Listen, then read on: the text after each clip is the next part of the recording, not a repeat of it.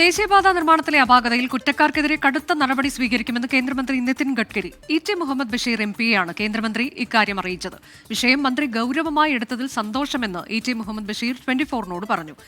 National highway നിർമ്മാണവുമായി ബന്ധപ്പെട്ടുണ്ടായ അനിഷ്ട സംഭവങ്ങൾ തീർത്തും ദൌർഭാഗ്യകരമെന്ന് മന്ത്രി മുഹമ്മദ് റിയാസ് പ്രതികരിച്ചു. ദേശീയപാത നിർമ്മാണത്തിലെ അപാകതയിൽ കരാറുകാരനെ വിലക്കുന്നതടക്കമുള്ള കടുത്ത നടപടികൾ സ്വീകരിക്കുമെന്നാണ് കേന്ദ്രമന്ത്രി നിതിൻ ഗഡ്കരിയുടെ ഉറപ്പ്.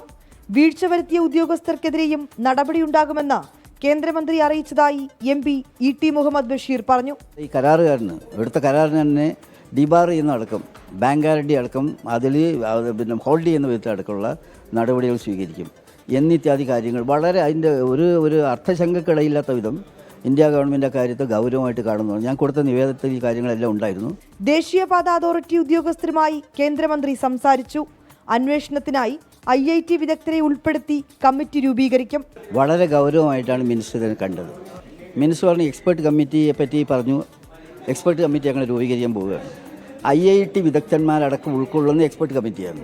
ദേശീയപാത 66 കൂരിയാട് ഭാഗത്തുണ്ടായ അപാകത ഉൾപ്പെടെ ചൂണ്ടിക്കാട്ടി ഇ.ടി. മുഹമ്മദ് ബഷീർ എം.പി. കേന്ദ്രമന്ത്രി നിതിൻ ഗഡ്കരിയെ നേരിൽ കണ്ട് കത്ത് നൽകിയിരുന്നു. വിനീത VG 24 ഡൽഹി.